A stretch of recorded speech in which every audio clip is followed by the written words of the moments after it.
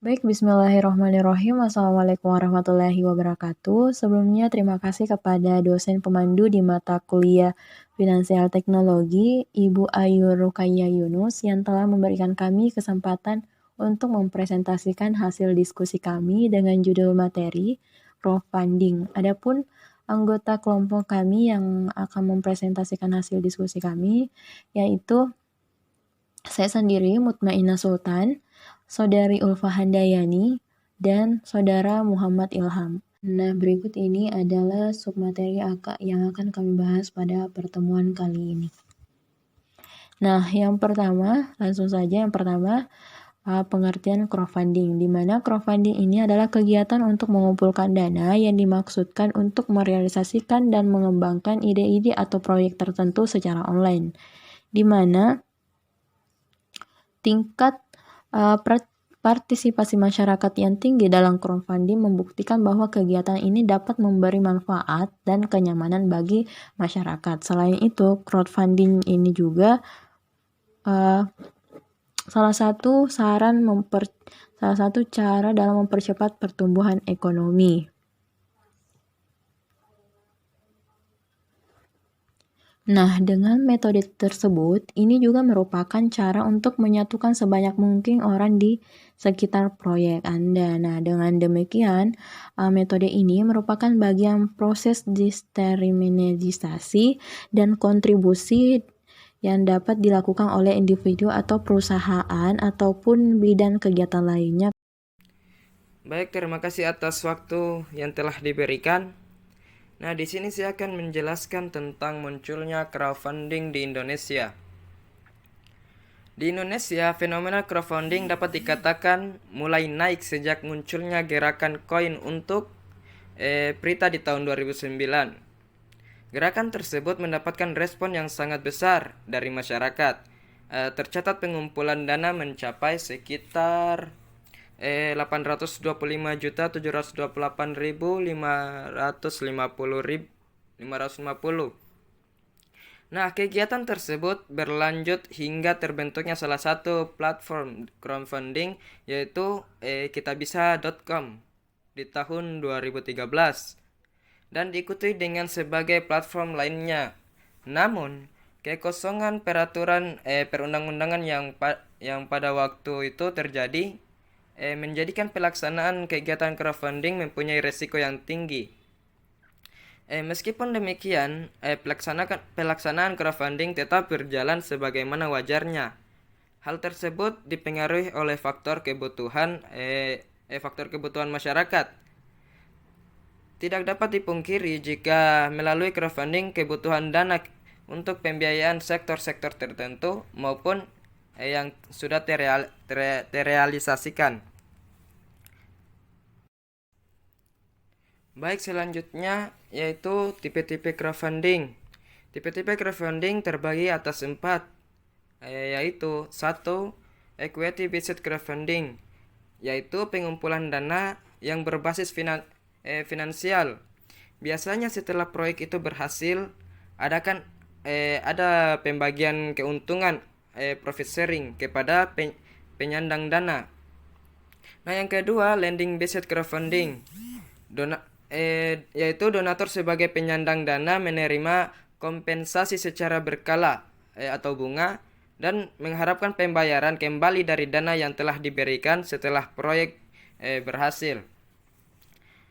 Yang ketiga, reward based crowdfunding, yaitu donatur sebagai penyandang dana memberikan uang untuk mendapatkan keuntungan atau kompensasi selain uang. Nah, yang terakhir keempat, donation based crowdfunding, yaitu donatur sebagai penyandang dana tidak mengharapkan kompensasi dari pemilik proyek. Nah, di mana pengumpulan dana berbasis sumbangan atau proyek sosial. Baiklah, di sini saya Ulfa Handayani akan melanjutkan materi tentang kelebihan dan kekurangan crowdfunding. Di mana kelebihan dari crowdfunding ini itu yang pertama, pengajuan pendanaan dengan sistem online. Yang kedua, suku bunga kompetitif. Dan yang ketiga, prosesnya mudah, singkat, dan aman. Yang keempat, tanpa uang muka atau jaminan. Yang kelima yaitu akses terbaru dan terefisien dalam permodalan. Adapun kekurangan dari crowdfunding ini yaitu yang pertama, kemungkinan tidak mendanai kebutuhan yang modalnya besar. Yang kedua, mengikuti pendekatan all or nothing. Yang ketiga itu membuat proyek Anda tidak fleksibel. Baik, selanjutnya yaitu sumber dana crowdfunding. Di mana sumber-sumber pendanaan crowdfunding yang pertama yaitu bank, yang kedua investor, dan yang ketiga perusahaan modal. Baik, di sini saya akan mereview salah satu aplikasi crowdfunding yaitu Crowdana. Kini, hadir cara baru berinvestasi properti di platform Crowdana. Crowdana adalah sebuah platform yang menghubungkan investor dengan properti developer dan properti asset manager. Investor dapat berinvestasi ke proyek-proyek properti menguntungkan yang ditawarkan di platform. Properti telah dianalisis dan diuji oleh tim profesional kami. Kami bekerja sama dengan properti developer yang mempunyai track record yang bagus. Investasi hanya dengan modal kecil mulai dari Rp1.000.000 per lembar saham. Setelah Anda mengikuti patungan dana atau membeli saham properti, maka Anda akan mendapatkan dividen payout setiap bulan otomatis ke saldo Anda. Kepemilikan dalam bentuk saham yang lebih liquid. Aset properti yang biasanya tidak liquid menjadi liquid. Biaya transaksi di Crowdana juga jauh lebih rendah dibanding standar industri properti. Di industri properti tradisional, biaya transaksi, bea legal, agen, dan biaya lain dapat mengurangi return investasi Anda. Crowdana mempermudah investor dengan investasi yang menguntungkan, aset liquid, modal investasi kecil, dan biaya transaksi yang rendah. Dapatkan return investasi mulai dari 15 hingga 25% per tahunnya. Cara terbaru investasi properti. Oke, baik teman-teman. Tadi kan sudah ditampilkan video opening dari aplikasi Crowdana dan di sini kita akan mereview dari segi aplikasinya. Nah, di sini aplikasi Crowdana-nya ini dia sudah terdownload. Nah, kita langsung buka saja. Jadi, yang pertama di sini saya akan memperkenalkan apa sih ini Crowdana. Crowdana adalah sebuah aplikasi investasi di mana teman-teman bisa misalnya membeli properti dengan nominal kecil, di mana nominalnya di sini dimulai dari 1 juta. Jadi logikanya kenapa sih bisa begitu? Karena sebenarnya ini merupakan dana gabungan dari dana investor lain untuk membeli satu properti. Jadi teman-teman tidak mesti harus punya duit 3M, 5M untuk membeli properti. Jadi dari dana patungan tersebut, dari patungan investor ini, misalkan berapa juta sampai terkumpul 3M, itu baru dibelikan properti. Nah, dari masing-masing teman-teman semua itu bakalan punya saham di situ, sejumlah dana yang kalian investasikan di properti tersebut. Oke, setelah aplikasinya terbuka, di sini kita langsung disuguhkan keuntungan ketika kita berinvestasi di Crowdana, di mana di sini yang pertama, Crowdana ini sudah mendapatkan izin dan diawasi oleh OJK. Nah, pada waktu 31 Desember 2009. Jadi aplikasi ini baru-baru saja mendapatkan izin dari OJK. Nah, yang kedua, keuntungan yang kedua yaitu investasi profesi dimulai dari 1 juta. Dan saham propertinya dapat dijual belikan. Nah, yang keempat yaitu pembagian dividennya tiap bulan. Dan yang selanjutnya yaitu keuntungan dari kenaikan harga saham. Nah, yang terakhir di mana kalian bisa jadi owner aset dan pembisnis properti. Oke, kita lewati saja ini ya. Baik, itulah tadi keuntungan ketika kita berinvestasi di aplikasi Crowdana. Nah, di sini kita akan review dari segi tampilannya, di mana tampilan aplikasinya ini cukup sederhana, di mana dia menampilkan beberapa crowdfunding atau pendanaan yang telah selesai. Dan di sini juga ada pengumuman dan informasinya. Dan di sini ada juga edukasi buat kalian yang pengen berinvestasi. Di sini sudah ada penjelasannya, ada juga panduannya, ada juga pertanyaan lain terkait aplikasi ini. Dan kalian juga bisa menghubungi langsung, kontak langsung di sini, di Telegram, WhatsApp, dan Instagram. Nah, jadi menurut saya aplikasi ini tampilannya sudah rapi, bersih, simple, dan enak dilihat. Nah, di sini kita akan coba cek,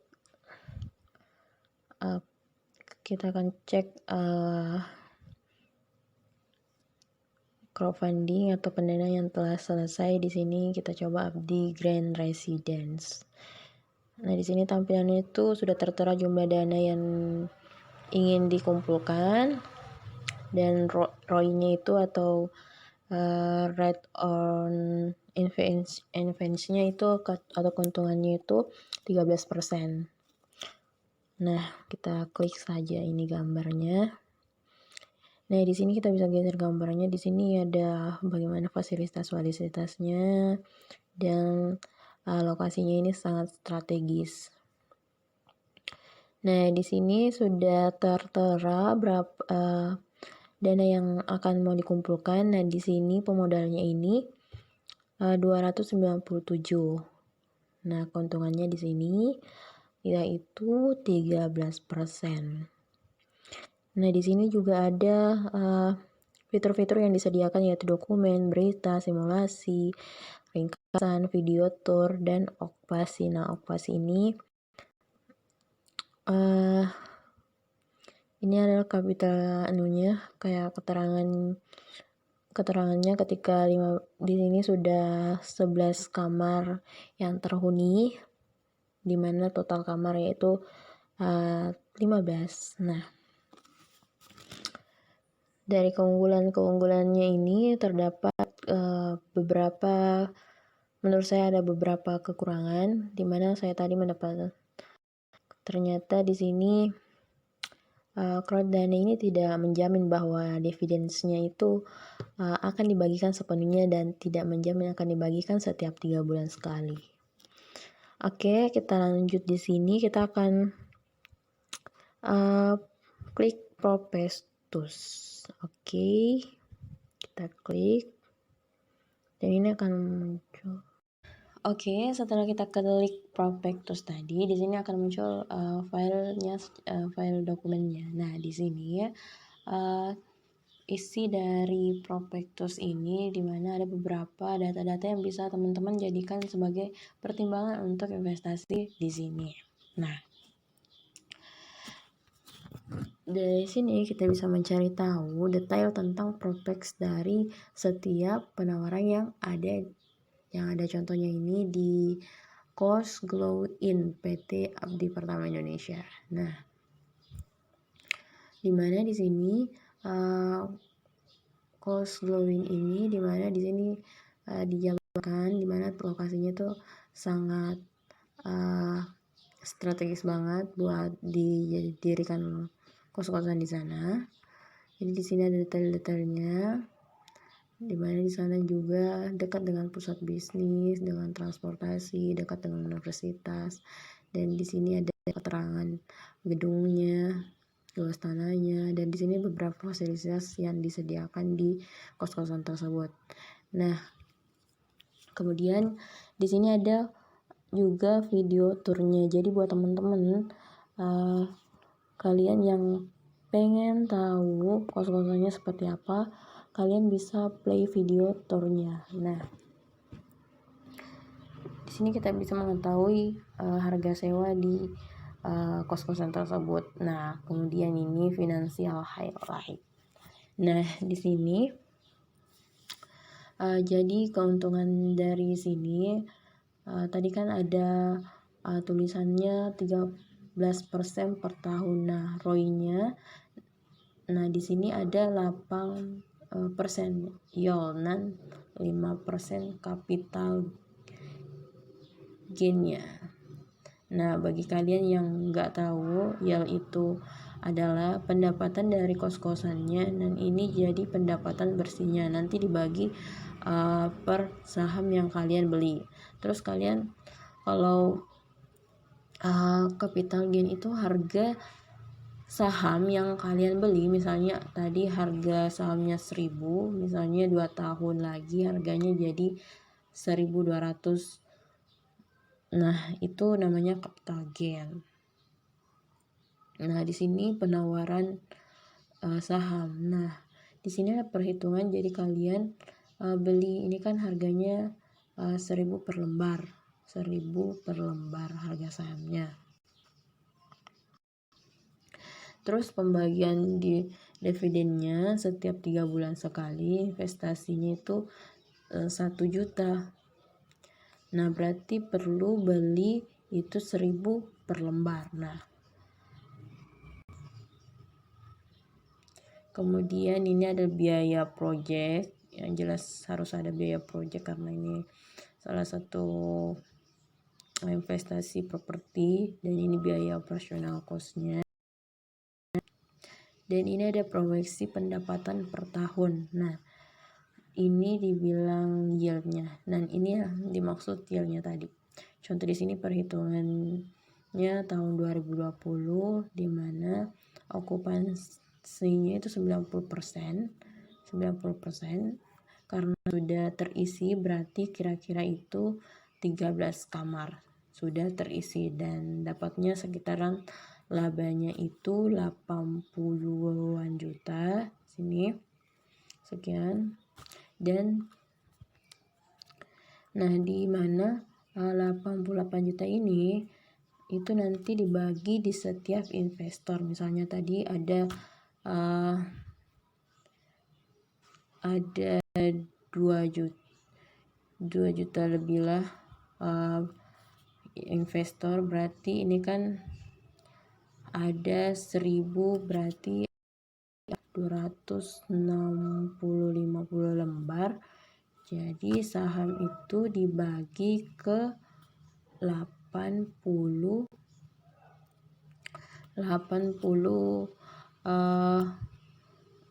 kepada investor itu, tapi itu kan harus dibagi, di mana 80-an juta ini dibagi berapa investor tadi. Nah, dan itu akan mendapatkan sekian-sekian per investor. Nah, nanti nextnya setiap dihitung beberapa keuntungan laba bersihnya, terus yieldnya itu berapa persen. Jadi yang 8%-nya yieldnya itu dapat dari pendapatan jual sahamnya.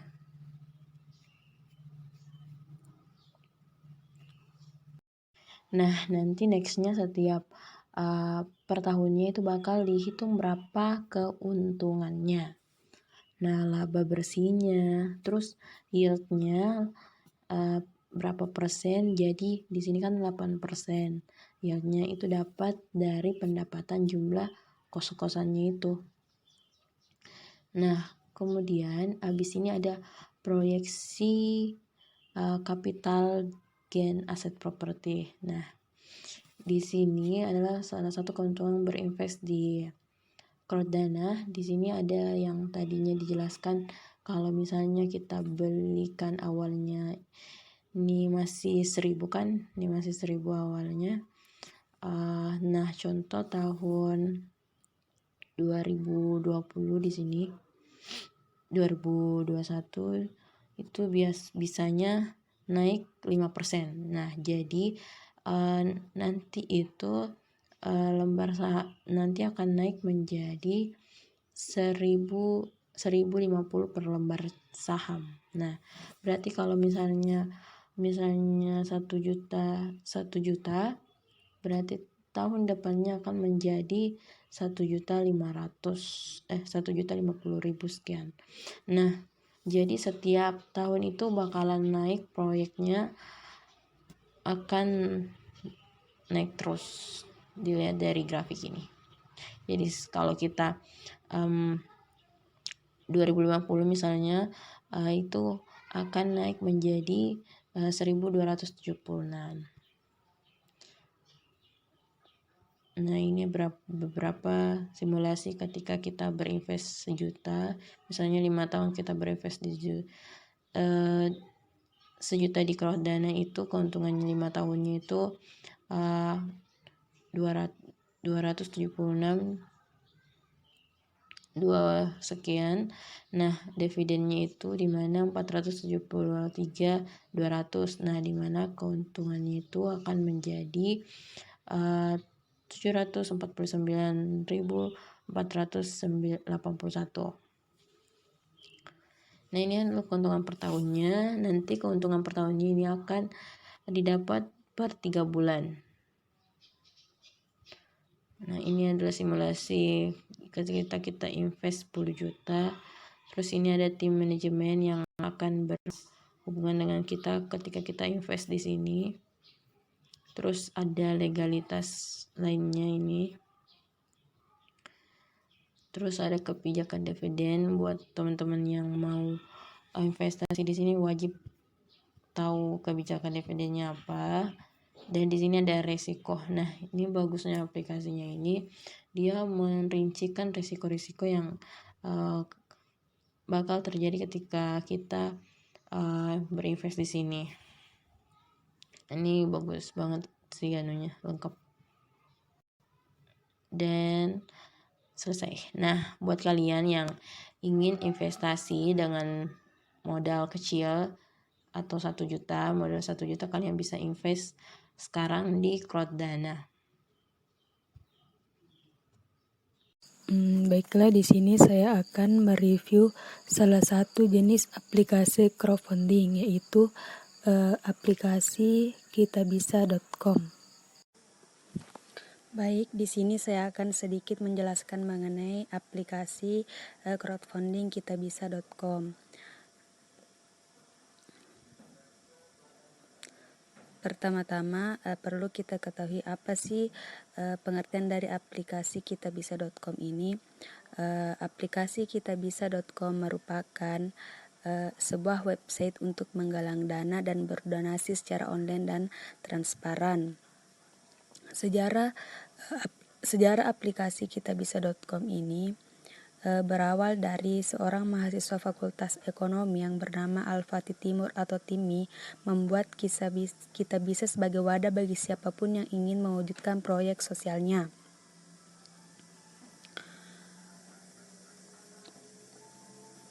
Kitabisa.com ini berdiri pada tahun 2013 sebagai gerakan sosial dan pada tahun 2014 beralih fokus menjadi wadah donasi online, dan 2017 luncurkan aplikasi Kitabisa di Amerika Pacific Place Jakarta, dan 2018 sudah banyak orang baik yang telah terhubung dan sudah 500 M telah terkumpul donasinya.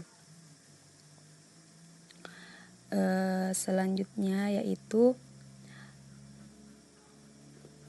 fitur lengkap aplikasi kitabisa.com.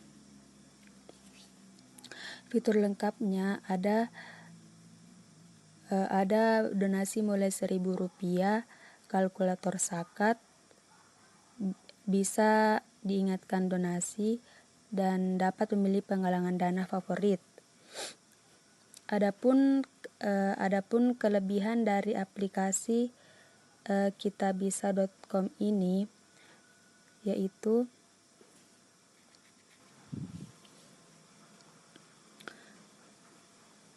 apabila kita mengetik tombol donasi, kita bisa melihat donasi paling cocok untuk kamu, atau pilih kategori favoritmu untuk dijadikan donasi, apakah untuk balita dan anak sakit, atau bantuan medis dan bencana alam, maupun fitur-fitur lagi. Aplikasi kitabisa.com ini yang pertama itu aman dan transparan, yang kedua banyak pilihan metode pembayarannya, yang ketiga donasi mudah mulai dari Rp1.000, keempat halaman galang dana bisa diakses kapan saja, yang kelima bisa tahu dampak donasi, dapat diakses melalui website dan aplikasi baik di Android maupun di iOS. Adapun kitabisa.com ini berkolaborasi dengan beberapa sektor. Yang pertama perusahaan, institusi pemerintah, organisasi sosial, media massa, rumah sakit, dan public figure.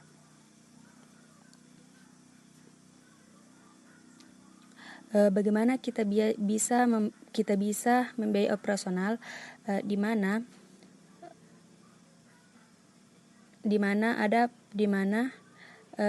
ada potongan 5% biaya administrasi untuk penggalangan dana, sehingga hal itu dapat mendapatkan pendapatan dari situs tersebut. Perkembangan dampak kita bisa dilihat dari tahun 2016, 2017, dan tahun 2018. Siapa saja di balik layar kita bisa, yaitu Timi bersama dengan tim-timnya.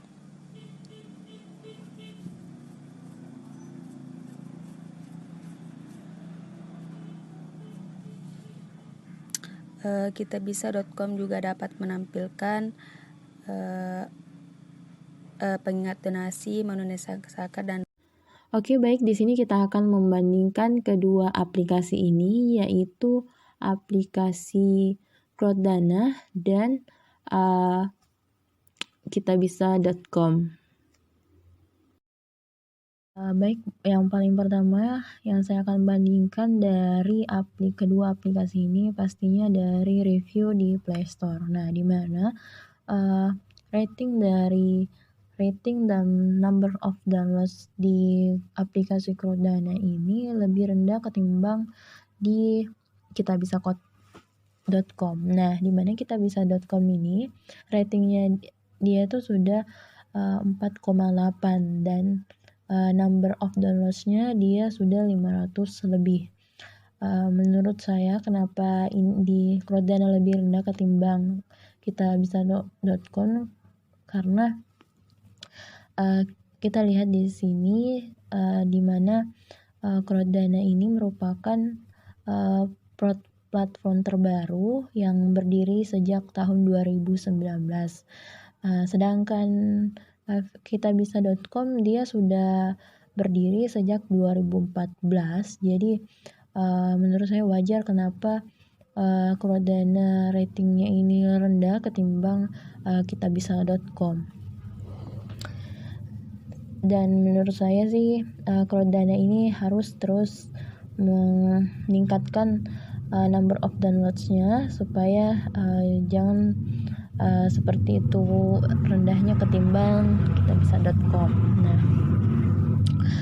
jadi perlunya peningkatan promosi untuk Crowddana maupun kitabisa.com, supaya buat apa ada aplikasi bagus seperti kitabisa.com atau Crowddana yang Crowddana baru-baru ini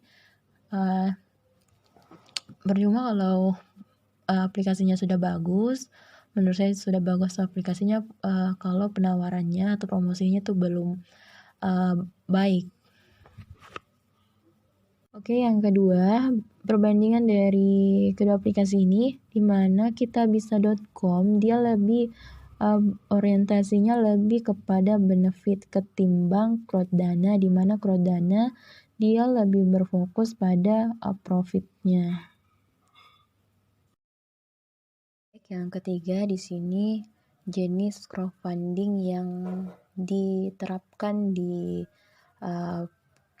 aplikasi kitabisa.com dan Crowddana. Nah, di mana Crowddana ini dia menggunakan skema equity crowdfunding, yaitu di mana pengumpulan dananya itu yang berbasis finansial. Biasanya setelah proyek itu selesai ada pembagian keuntungan atau profit sharing kepada penyandang. Ya, seperti yang tadi saya bilang, di mana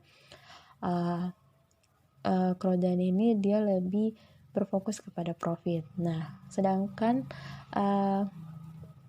kitabisa.com itu dia menggunakan tipe atau jenis crowdfunding donasi crowdfunding, atau di mana donatur sebagai penyandang dana tidak mengharapkan kompensasi dari pemilik proyek, di mana pengumpulan dana ini berbasis sumbangsi untuk proyek sosial. Baik, yang terakhir di sini yang dapat kita bandingkan dari kedua aplikasi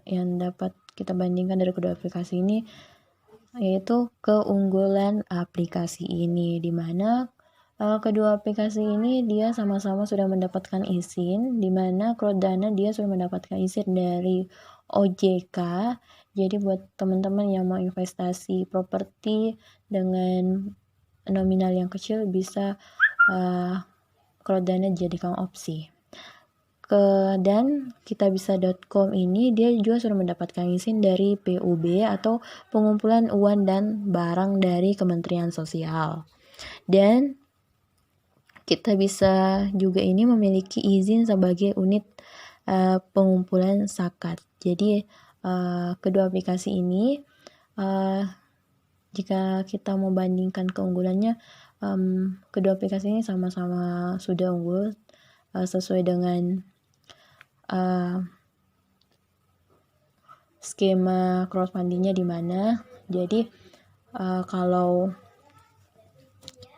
di mana memang ini kitabisa.com dia memang memfasilitasi transaksi donasi ketimbang crowdfunding yang lebih berfokus kepada investasi properti yang bentuknya adalah investasi saham. Baik, itulah tadi presentasi dari kelompok kami. Jika ada yang ingin ditanyakan atau ada yang belum jelas bisa ditanyakan di grup WhatsApp yang telah tersedia.